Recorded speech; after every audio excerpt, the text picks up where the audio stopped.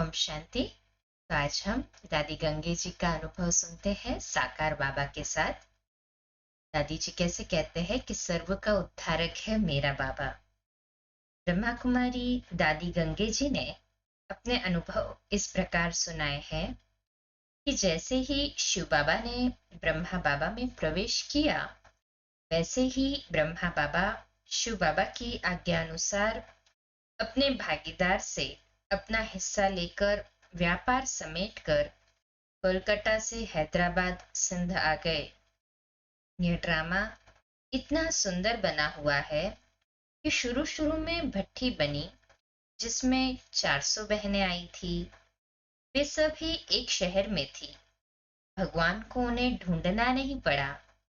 वे भक्ति काल में भी आपस में किसी न किसी के रिश्तेदार थी या आपस में किसी न किसी पारिवारिक कार्यक्रम में किसी न किसी स्थान पर मिलती जुलती थी।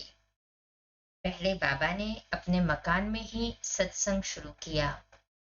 घर पर आने वालों को बाबा गीता पढ़कर उसका अर्थ बताते थे। धीरे धीरे मकान छोटा पड़ने लगा तो दूसरा बड़ा मकान ले लिया। नाम रखा ओम मंडली।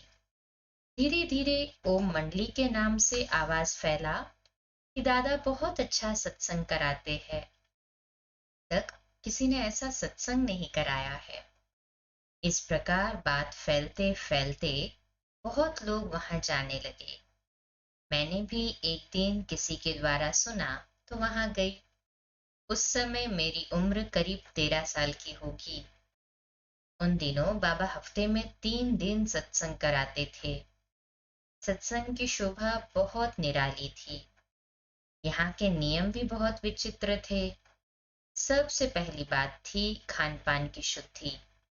दूसरी बात थी कभी रोना नहीं।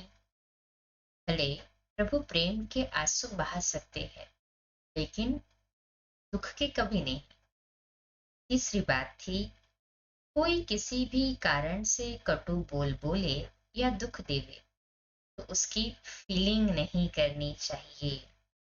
सत्संग में आने वाले हर एक व्यक्ति को एक एक कॉपी अर्थात नोटबुक दी जाती थी। उसमें रोज की दिनचर्या लिखनी होती थी। रोज पहरे पर 2 बहनें होती थी, एक बड़ी दीदी और दूसरी शांतामणि बहन की भाभी।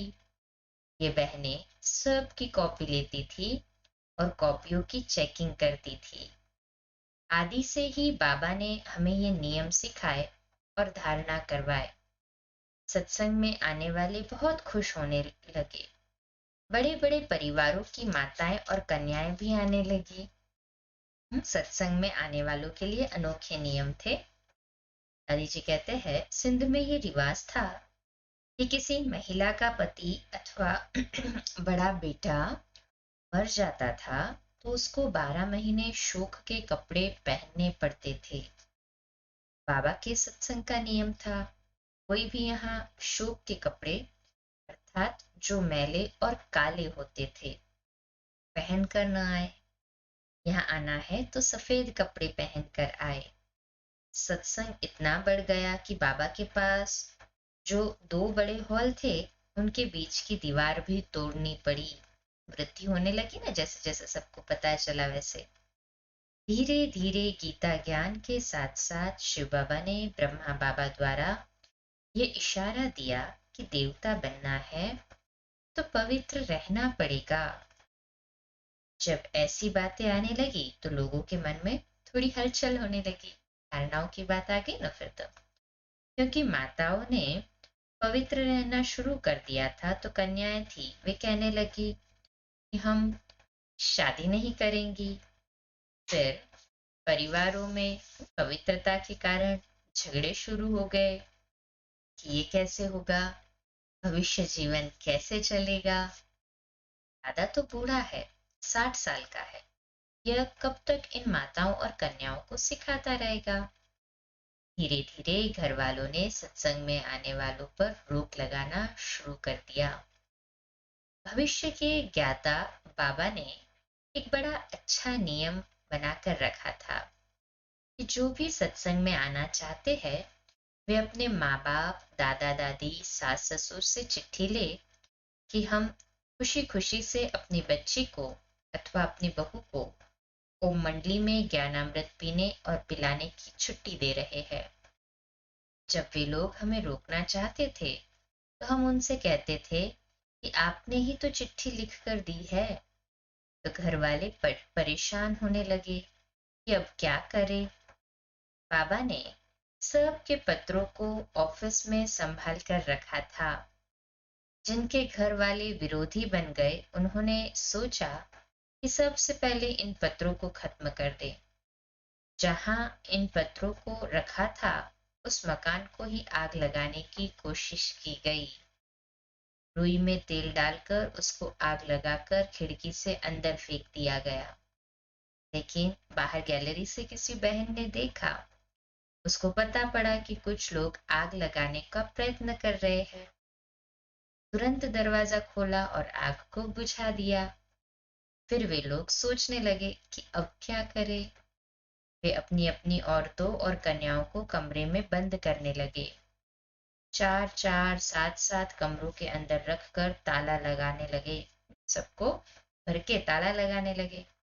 मैं भी हैदराबाद में अपने परिवार के साथ थी और सत्संग में जाया करती थी। मुझ पर भी बंधन लगने लगे। हैदराबाद से कराची का 4 घंटे का रास्ता था अनडिवाइडेड इंडिया में। बाबा कहते वो उस समय तो वातावरण ही अलग था ना।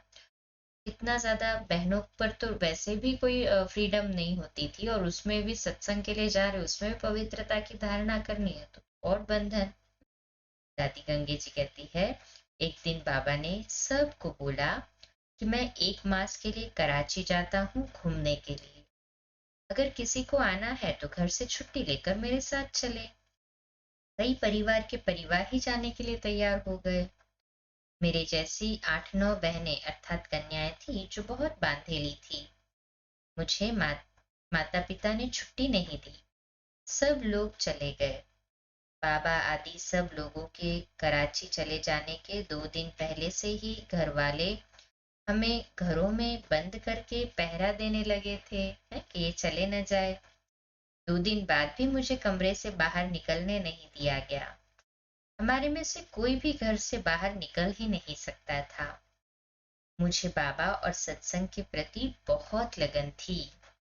मन में तो आता था कि इतनी सारी बहनें और बाबा के साथ गई, वे रोज ज्ञानामृत पी रही होगी। क्योंकि उनको जाने नहीं मिला तो मन में आया कि बाकियों को तो ज्ञानामृत पीना रोज मिल रहा होगा, कितनी खुशी में रह रही होगी।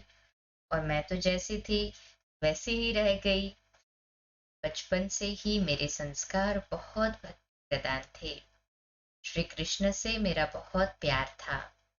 जब मैं भगवान एक्चुअल में देखो वहां पे भी जब बाबा जब साकार में बाबा पहले पहले ज्ञान दे रहे थे तो भगवत गीता पर ही करते थे। मतलब भागवत और गीता से लोगों का जिसका बहुत प्यार होता था वो इजीली जुड़ जाते थे।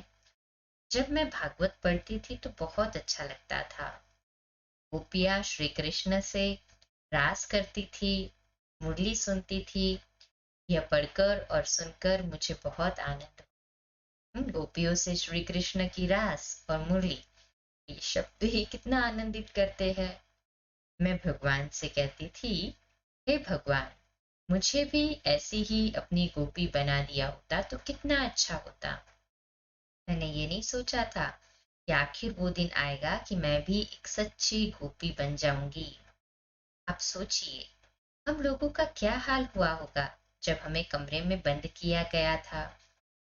मुझे न प्यास लगती थी न भूख लगती थी। सिर्फ बाबा से मिलने की तड़प रहती थी। श्री कृष्ण के साथ रास खेलने का नशा रहता था। मैं माँ से कहती थी, आप मेरे साथ क्या कर रही हो।